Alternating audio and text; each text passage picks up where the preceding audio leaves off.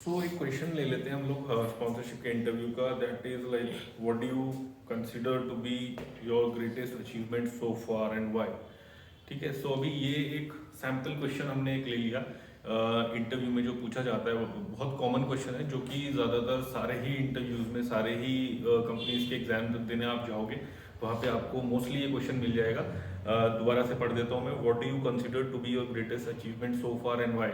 ठीक है, अभी मतलब क्या हो गया इसका, आपको क्या लगता है कि आपका जो सबसे बड़ा अचीवमेंट है वो क्या है और क्यों है। ठीक है, तो अभी इसका आंसर जो है ना देने के लिए सब लोग अलग अलग देंगे।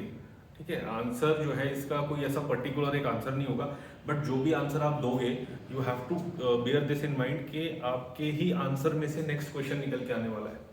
ठीक है, तो अभी इसमें जो भी आप आंसर देने वाले हो तो फर्स्ट ऑफ ऑल तो ये ध्यान में रखो कि वो आंसर जो है ना वो सच हो। बहुत से बच्चे झूठ बोल देते हैं उसमें कि सर मैंने ये काम किया था तो that I consider to be my best achievement.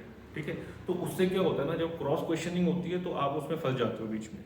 ठीक है, क्रॉस क्वेश्चनिंग जब होगी तो वहां पे आपका वो झूठ पकड़ लेगा एग्जामिनर, बिकॉज देखो वो एक आप ही नहीं हो वहां पे जो एग्जाम दे रहा है, या एक आप ही नहीं हो जिससे वो बात कर रहा है। वो पता नहीं कितने और स्टूडेंट से, कितने और कैंडिडेट से इंटरव्यू ले चुका है और वो उन सबका झूठ पकड़ने में अभी शार्प हो चुका है। तो इसलिए एक तो पहली बात झूठ मत बोलना। दूसरी बात, be proud of your achievement. वो जो भी आपका आंसर है, जो भी आपको लग रहा है कि आपका ये अचीवमेंट है।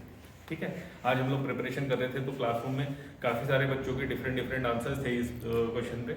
तो उसमें काफ़ी सारे बच्चे ऐसे थे जिन्होंने ऐसे आंसर्स दे दिए जो उनको ऐसे पाथ पे लीड करके ले गया जहाँ पे वो फंस गए एंड वहाँ पे वो एग्जाम फेल हो जाएगा उनका। ठीक है, सो व्हाट वी रिकमेंड कि आप लोग ऐसा आंसर दो जो कि पहली बात तो सच हो, जिसका आपको पूरी नॉलेज होगी। बिकॉज देखो अगर सच होगा तो आपको उसकी प्रिपरेशन करने की जरूरत नहीं है, वो आप सच ही बोलोगे और उसके बारे में आपको सारी चीज़ें पता होंगी। अगर कोई क्रॉस क्वेश्चनिंग भी करता है तो वो आप आराम से उसका आंसर दे सकते हो।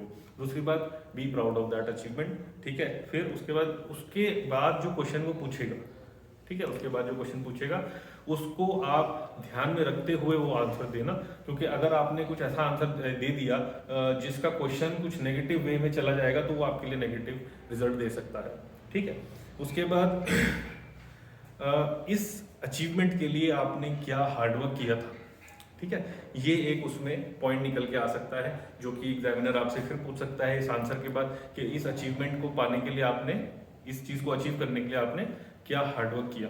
ठीक है, तो इसका भी आंसर उसी फ्रेमवर्क में देना है आपने जो कि मैंने अभी डिस्कस किया। उसके बाद इम्पैक्ट क्या हुआ उसका, जो अचीवमेंट आपने बताई अभी, जो आपने अचीव किया उसका इम्पैक्ट क्या था एंड कितने लोगों पे इम्पैक्ट था।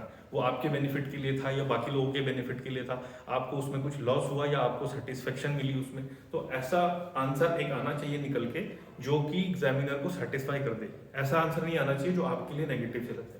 ठीक है, तो अभी ये हमने एक ही क्वेश्चन लिया, अभी इसके जैसे हमने 200 क्वेश्चन 300 क्वेश्चन और बना रखे हैं for different different companies. So what this is what we recommend actually कि जब आप प्रॉपर फ्रेमवर्क में प्रिपरेशन करते हो प्रॉपर टीचर्स के साथ तो वो प्रिपरेशन अलग मिलती है। आप घर पे प्रिपरेशन करोगे तो उसमें जंबल अप हो जाती है सारी चीजें। ठीक है, so I wish you all the best and good luck.